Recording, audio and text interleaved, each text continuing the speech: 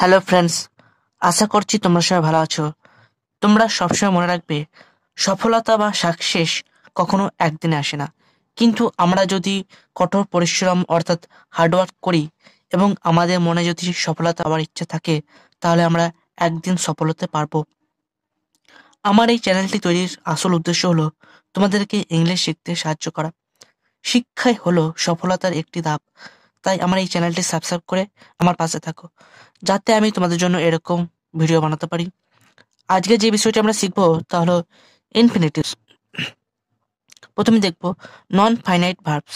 এই non finite ভার্বকে আমরা তিন ভাগে ভাগ করতে পারি। প্রথম যে ভাগটি হচ্ছে সেটা হচ্ছে জিরান্ড, ইনফিনিটিভস আর পার্টিসিপল। এই তিনটে ভাগে আমরা ভাগ করতে পারি।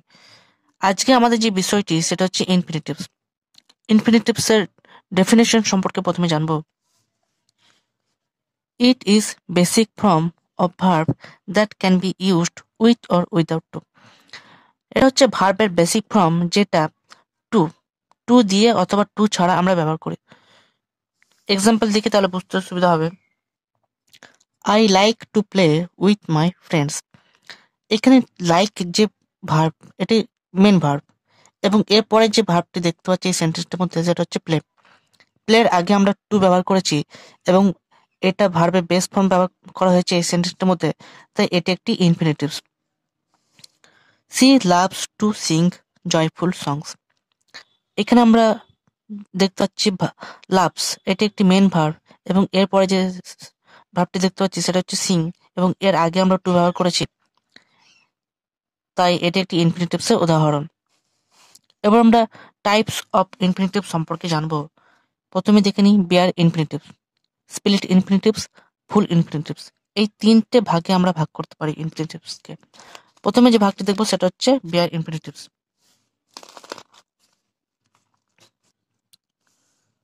When we use infinitives without to, then they are known as bare infinitives.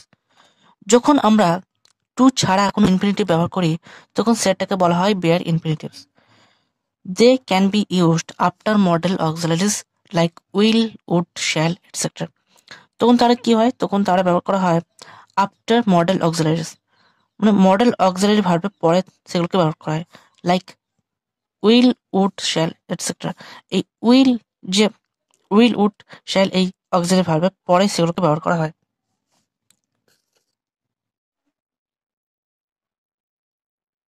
Example গুলো দেখি তাহলে বুঝতে পারবো। He will win the match. এখানে উইল, এটা আমরা দেখতে পাচ্ছি একটা অক্সিলারি ভার্ব বসাচ্ছে, মডেল অক্সিলারি বসাচ্ছে, এরপর ভার্বের বেস ফর্ম বসানো হয়েছে, তাই এটি একটি বেয়ার ইনফিনিটিভস এর উদাহরণ। I shall go to market. এখানে শ্যাল, এটা একটা মডেল অক্সিলারি, এরপরে ভার্বের বেস ফর্ম বসেছে, তাই এটি একটি বেয়ার ইনফিনিটিভস এর উদাহরণ। এরপরে আমরা যে ইনফিনিটিভসটা দেখবো সেটা হচ্ছে স্প্লিট ইনফিনিটিভস। স্প্লিট ইনফিনিটিভস কাকে বলে সেটা জেনে নিতে হবে আমাদেরকে। When we use an adverb or adverbial phrase between to and base form of verb, then it is known as split infinitives. যখন আমরা কোনো অ্যাডভার্ব এবং adverbial phrase to and base ফর্মের মাঝখানে, টু এবং যে ভার্বের যে বেস ফর্মটা থাকবে তার মাঝখানে যখন বসাবো তখন সেটি হয়ে যাবে স্প্লিট ইনফিনিটিভস। এক্সাম্পল গুলো দেখে তাহলে বুঝতে পারবো। Examples, I asked him to quickly do the work. এখানে টু এবং এই যে ডু ভার্বের বেস ফর্ম, তার মাঝে আমরা এই কুইকলি এই অ্যাডভার্বটা ব্যবহার করেছি, তাই এটা আমরা বলতে পারি এটা একটি স্প্লিট ইনফিনিটিভস এর উদাহরণ। He instructed to properly complete the task. এখানে টু এবং কমপ্লিট, এই যে ভার্বের বেস ফর্ম কমপ্লিট, তার মাঝখানে এই প্রপারলি এই অ্যাডভার্বটা বসানো হয়েছে, তাই এটি একটি স্প্লিট ইনফিনিটিভস এর উদাহরণ। এরপর আমরা ফুল ইনফিনিটিভস সম্পর্কে জানবো। When infinitives are used with to, then they are known as full infinitives. যখন আমরা টু দিয়ে কোনো ইনফিনিটিভস ব্যবহার করব তখন সেটা হয়ে যাবে ফুল ইনফিনিটিভস। এর কিছু অ্যাপ্লিকেশন, মানে আমরা এই ফুল ইনফিনিটিভসকে কিভাবে ব্যবহার করতে পারি সেটাও আমরা জানবো।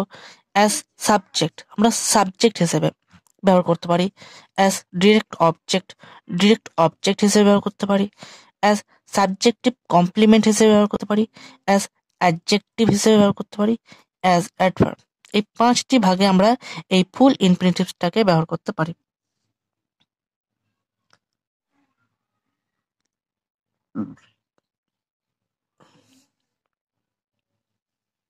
এক্সাম্পলস গুলো দেখি। To meet after difficulties doesn't make sense.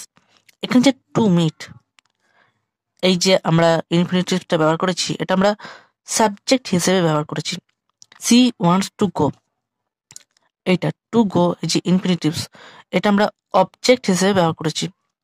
He wake up early to go out, এটা আমরা ইনফিনিটিভসটা আমরা অ্যাডভার্ব হিসেবে ব্যবহার করেছি। আশা করছি আমি তোমাদেরকে বিষয়টি সহজভাবে বোঝাতে পেরেছি। যদি কোনো প্রশ্ন থাকে তাহলে আমাকে কমেন্ট করে জানাতে পারো। আজ এ পর্যন্ত, দেখা হচ্ছে নতুন একটি ভিডিওতে।